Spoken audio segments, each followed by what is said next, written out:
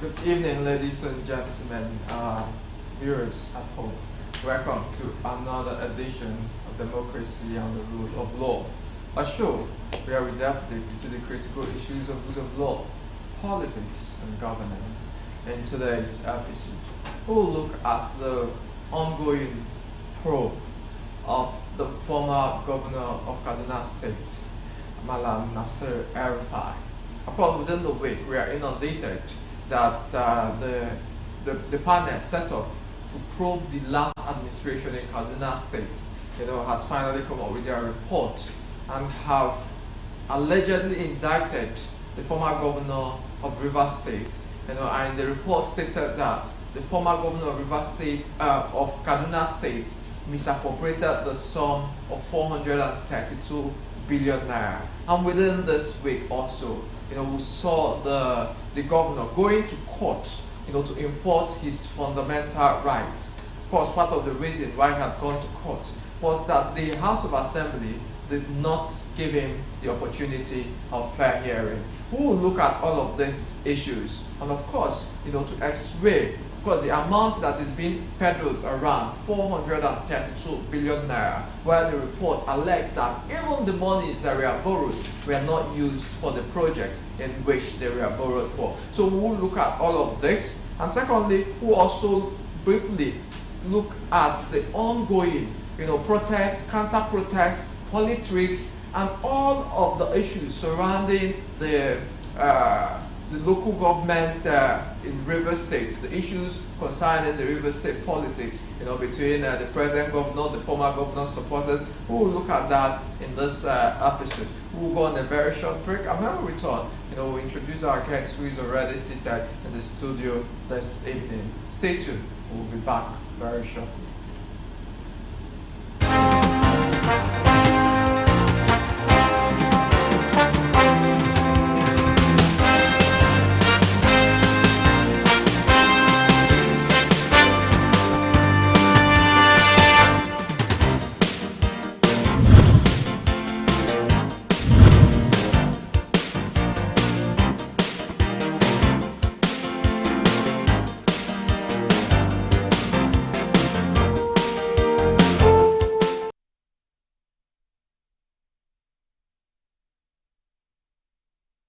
Welcome back. If you are just joining us, we are on to your favorite program, Democracy and the Rule of Law. On the show this evening is Barrister Obiora Ome. Barrister Obiora Ome, welcome you to the show this evening. Thank you very much for having me. All right. We'll go into the nitty-gritty of today's episode. First, we'll look at the ongoing, of course, the report of the panel constituted to investigate the activities of the last administration in Kaduna State, which was presided over, of course, by Malam Nasir El-Rufai as the former governor of the state. Of course, during the week, we saw the report which indicted the governor, to have misappropriated the whopping sum of 432 billion naira, which comprised of money borrowed, internal generated revenue, and so on and so forth, that were not utilized for the purpose that they were meant for, as alleged by the report of the House of Assembly, of course. But then, the twist to the matter was that the governor has gone to court, to challenge that probe, citing that his fundamental rights were breached, he was not given fair hearing, and for the court, to render that report null and void. And people are asking, separation of powers, doesn't it come here? Can the court interfere in the ongoing investigation of another arm of government entirely? So what do you have to say in all of this? All right, thank you very much. Looking at the matter playing out in Kaduna State, we see a kind of twist. First, it is clear that where there is an allegation of the commission of a crime of fraud, that it needs to be properly investigated, and once there is a prima facie case made that the person who is suspected of committing that crime has done certain things showing that yes, he has questions to answer. Then the law enforcement agencies can go ahead, invite him or her, or arrest him or her, and then carry on with further investigation into the matter. In the case of Kaduna State, it was the House of Assembly of Kaduna State that set up ad hoc committee to investigate the 8-year administration of Malam Nasir El-Rufai. The committee sat, took evidences from witnesses, collected some documents, and at the conclusion of the proceedings of the ad hoc committee, the committee made recommendations. The committee recommended that the former governor, El-Rufai, be referred to either EFCC or ICPC for further investigation for allegedly siphoning a whopping sum of 402 billion from the state coffers.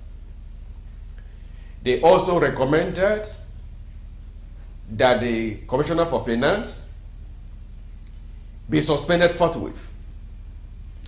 And the basis of the allegations, when you look at their report, is that loans were obtained by that administration without due process being followed. Of course, in this program, Democracy and Rule of Law, it's emphasized that those in power, no matter the level, federal level, state level, local government, must carry out their activities of governance in strict compliance with the law. So, if actions have been taken or loans obtained without due and strict compliance with the procedure laid down for that, then there are questions to be answered by those involved. And that's what they are alleging, that loans were obtained and the proper procedures were not followed. Secondly, the committee also alleged that some of the monies obtained by way of loans were not used for the purposes for which they were meant.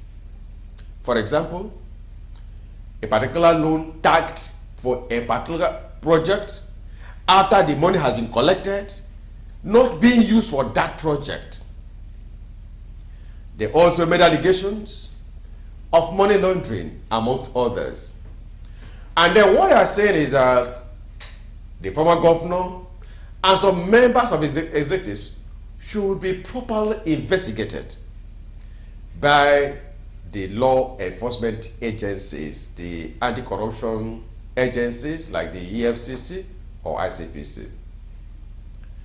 Now, as the House adopted the report from the ad hoc committee and recommended that Nasir El-Rufai be properly investigated, he went to court last Wednesday. He filed a fundamental rights application seeking for an order at the Federal High Court in Kaduna State to set aside or nullify the report of the committee. What are the grounds? The ground he claimed his fundamental rights application is that he was denied fair hearing as encapsulated in Section 36 of the 1999 Constitution as amended. That the committee did not give him a right to be properly heard or to be heard. He was denied his right to fair hearing. Now, the issues that we need to look at and x-ray are this one. the subcommittee that was set up by the Kaduna State House of Assembly has the powers under the law to investigate fraud or crime. That's the first thing we might need to look at. And since from the report, it was an investigative panel of inquiry, yes, they've done a report. But like the House of Assembly later, told the whole world that the proper investigation will be carried out by the EFCC or ICPC. Okay, so before I continue, so if they are saying that proper investigation will be carried out by the enforcement agencies. Yes. So the question is that, of course, what did they not do? What was their own role in all of this? Was there an investigation? What was it that they did, or a fact finding? Yes, what they did, because it is an ad hoc committee which was set up to prove the 8-year administration of NASE. Yeah, do they have power to do that in the first place? Yes, I see. You see, that is the issue that I raised earlier. That issues that has to do with crime has to be people that are properly authorized by law to investigate crime. You recall what played out in the case of Gaba and Unimed, yes, where some students, embark on protest, violent protest, which generated into burning of properties, arson and murder and so on. At the end of the day, some of the students, the university set up a panel that investigated the matter, and at the end of the day, some of the students were rusticated, they were expelled from the university. So we are, giving punishment that varied depending on what the panel believed was their level of involvement. They went to court, went to High Court, and the matter finally got to the Supreme Court. And the Supreme Court said, look, that the panel set up by the university does not have the powers to investigate crime. That arson is crime, murder is crime, and so on. So at the end of the day, the report of that panel was set aside, as long as it touched on crime. Now, what we now need to interrogate is this ad hoc committee that was set up.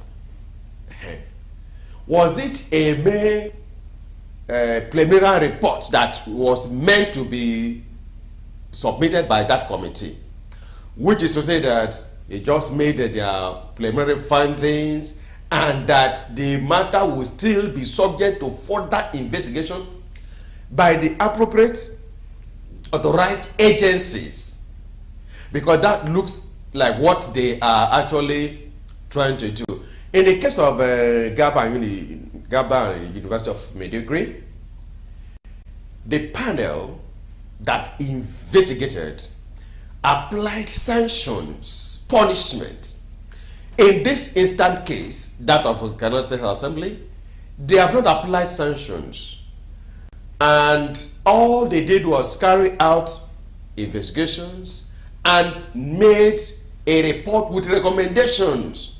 Recommendations included further investigation by statutory agencies and possible prosecution for abuse of office, corruption, money laundering, amongst others. Okay, so to say, they have the right, the House of Assembly has the right to set up a committee to do preliminary investigations on past governance. Yes, provided that committee did not go ahead to pretend or purport to apply sanctions, because they don't have the rights under the powers of the law. It's very important for us to understand it, because it's not only in Kaduna State. I understand that the Rivers State government, let me not personalize it, the Rivers State government have also decided to constitute a panel, as announced by, of course, the present governor, Fubara,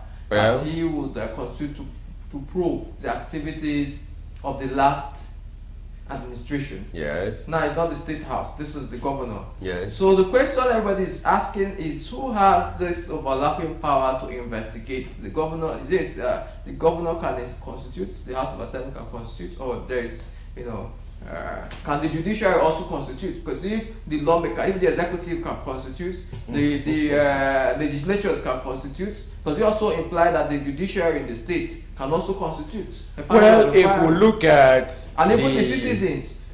Yes, if we look at the bedrock of rule of law, the fundamental tenets of rule of law, the principles of rule of law, one of them is supremacy of the law.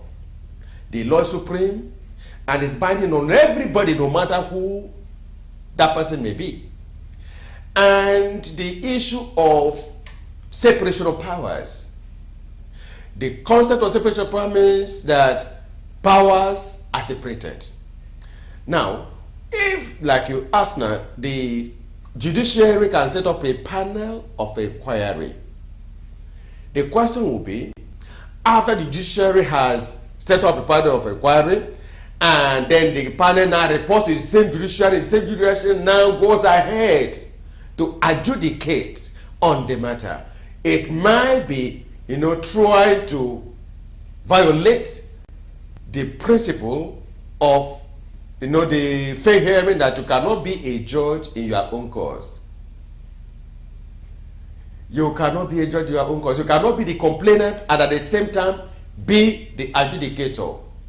So in the case of Rivers State, if the government as a body comes up to say, yes, we want to set up a panel of inquiry to investigate the activities of the past administration, there's nothing basically wrong with that. But then they will be veering off the mark if the panel, after their preliminary investigations, goes ahead to derail into the arena of adjudication, because it is only a properly constituted court or tribunal that can hear matters that has to do with crime and apply sanctions or punishment. Yeah, because we are asking, this law needs to be properly situated.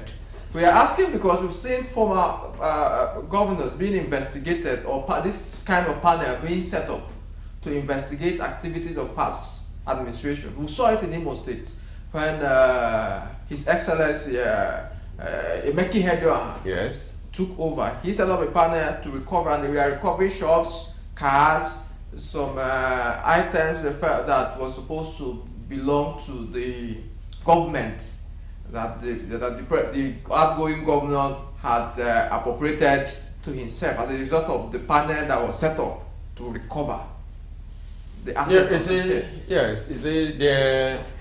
It has to first and foremost be clear as to what is the nature of the powers given to any panel of inquiry. There are panels that are purely given administrative powers of inquiry, and they are limited by the powers conferred on them. There are judicial powers of inquiry. Those ones can, look into what the law says vis-a-vis what has been done, and when you have judicial panel of inquiry, it's expected that there be judges or those that are involved in the practice of law in that panel. There are some that just do purely ministerial inquiry, in which case they are not allowed by law if their duties as conferred by the power that set them up is purely ministerial. There are some that are quasi, you understand, and there is a kind of hybrid. They can look at it, they can still look at that. So to look at what happened in Imo State, we need to look at what is the enabling instrument given to that panel. Because for a panel to make recommendations and go ahead to apply sanctions or punishment or recovery, it means that that panel may have been authorized so to do. If not, what they did may amount at the end of the day to having exceeded the powers given to them. Okay, I think that that is clear enough. So let us move on to the issue of fair hearing. Because the issue of fair hearing was particularly mentioned by the former governor. Yes, that's the El-Rufai. Yeah. So what is this issue of fair hearing that has become a bone of contention, and the governor is holding tenaciously on to nullify, the recommendation of this panel. Of course, I'm sure the audience will want to understand what this fair hearing is and how it affects this particular matter. Yes, you see, in every coin, you have two sides.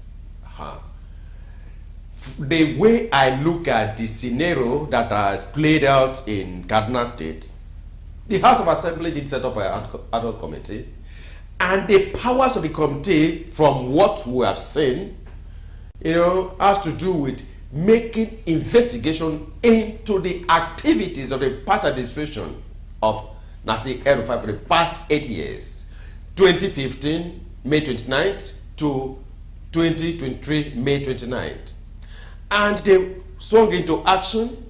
The committee was set up in April, and by 5th of June, they submitted a report, and in the report, there were recommendations that the governor and some members of his executive be further investigated, meaning that ad hoc committee does not have the powers of final report on the matter, and then moving the case forward to either prosecution and so on, and then did clear recommendations. Now, on the other side of the coin, El-Rufai has come forward to say that he wants their report to be nullified, to be set aside by the Federal High Court on the basis of denial of fair hearing.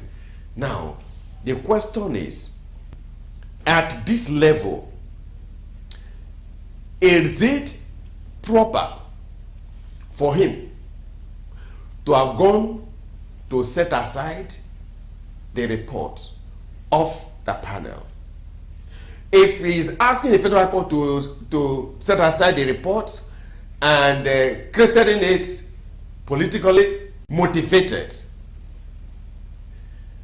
is it not proper in the circumstances for him to keep his gunpowder and wait for the agency that may, at the end of the day, take up the matter for further investigation? But definitely, whatever the ad hoc committee may have done is, as far as I'm concerned, a preliminary report.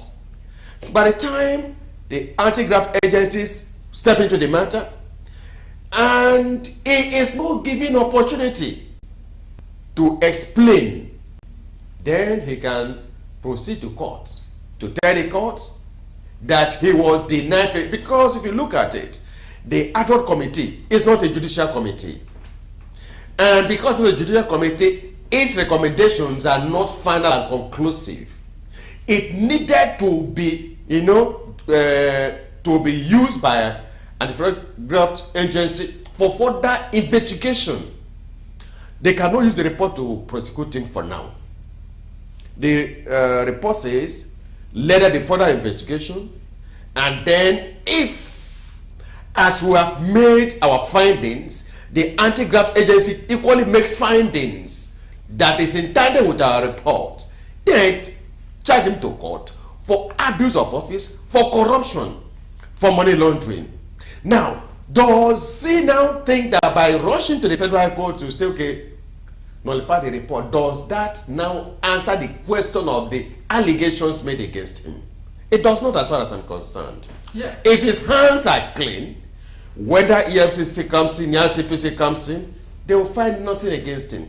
But if there are issues as alleged by the ad hoc committee that bordered on one, obtaining loans for a purpose and misappropriating that money, not using it for the very purpose for which it was approved and obtained, and then not following due process in obtaining loans, and then also engaging in money laundering amongst other corruption. Of course, we have heard it said over and over again that one of the cankerworms eating up this society, the fabric of Nigerian society, is corruption. And it's tantamount to corruption to get loan. You say you are going to use the loan for a particular purpose and then apply it for a different purpose. That also negates the rule of law and democratic principles and practices. It's also against the rule of law for a particular office holder, be it the governor or whatever capacity person may be occupying, to go ahead and engage in corrupt practices. So I believe that it's proper for the anti-graft agencies to look into the allegations and the recommendations, carry out discrete investigations, and find out whether actually there are substantial truths in what the ad hoc panel has found out. Yeah, but Sobira, just a quick one. Yes. Given the fact that the character in question in this scene is a political office holder, yes, you know, of course, of high repute, and of course, also given the fact that this reports are going to be relied on, you know, to invite the EFCC or other anti-graft agencies, yes, to investigate him. Yes. It wasn't administratively proper, you know, given the fundamental nature of fair hearing, for him to have been invited, you know, to have also, you know, been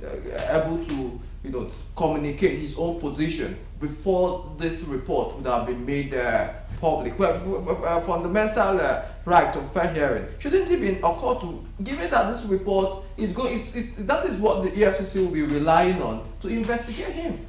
Well, I have a different view.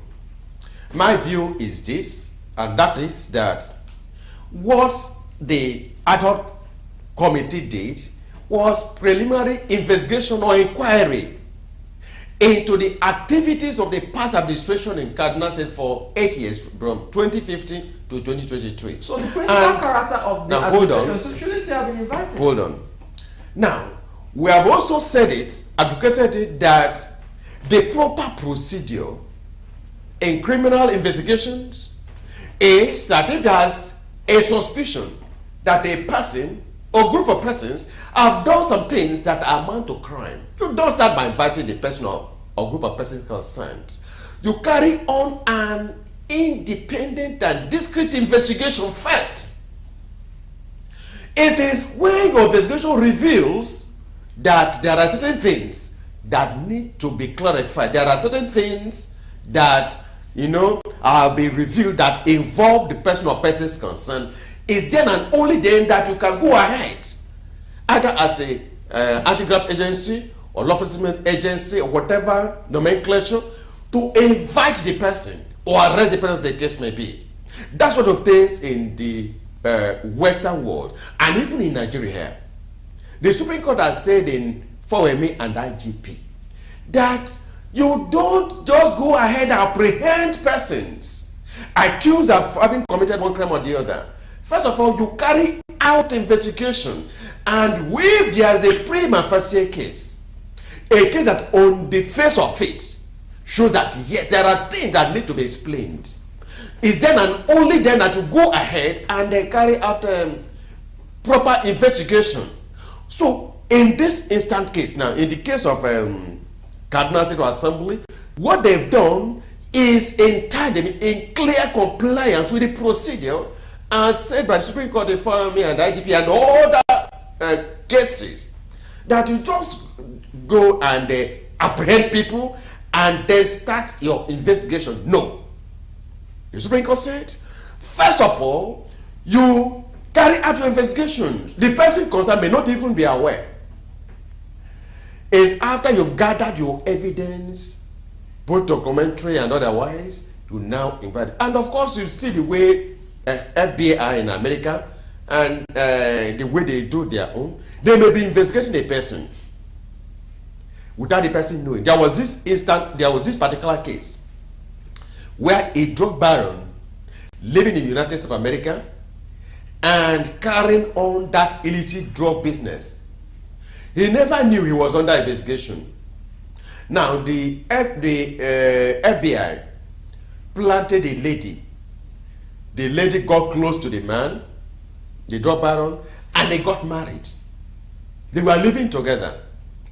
And in the course of living together, the duty of the lady was to gather evidence that could lead to the arrest and prosecution of the drug baron. At the end of the day, the lady gathered all the evidence the police needed to arrest this man and prosecute him for drug dealings. And it was at the conclusion that it took not just months, but years. The lady gathered all the evidence, submitted, and they burst. The bubble burst. The man was invited, and when they confronted him with evidence, both documentary and otherwise, he had no answer because they've taken time. And that's one of the challenges we have in Nigeria. Because in Nigeria, a person goes to the police station or writes a petition, and the police just went into action without carrying out preliminary investigation to know actually whether that petition or report was based on malice or for reasons not connected with any crime. And when they now make their findings, they can now invite the person concerned or arrest the person concerned. Okay. Oh, we'll go on the short break now. But when we return, we're also looking from the angle of that this present case has to do with a public figure. Of course, this report has gone ahead to indict him. I've said that he misappropriated this and that. And we're asking, administratively, wasn't he supposed to, of course, the FBI example you gave, they're not going to make all of those findings public. No. Yeah, but in this El-Rufai case, this report has been made public and has been widely read, and he has been indicted to have done that without giving him an opportunity to be heard. Of course, he could claim that this has done irreparable damage to his image, but when we come back, we'll look at it from this angle to see if he has any case in regards to that.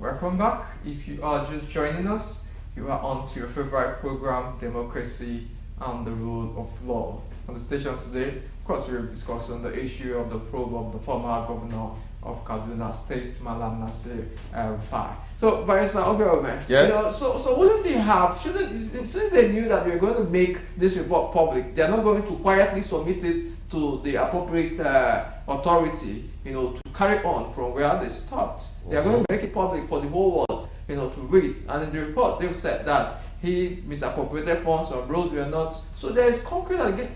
Shouldn't they have given him an opportunity to be heard?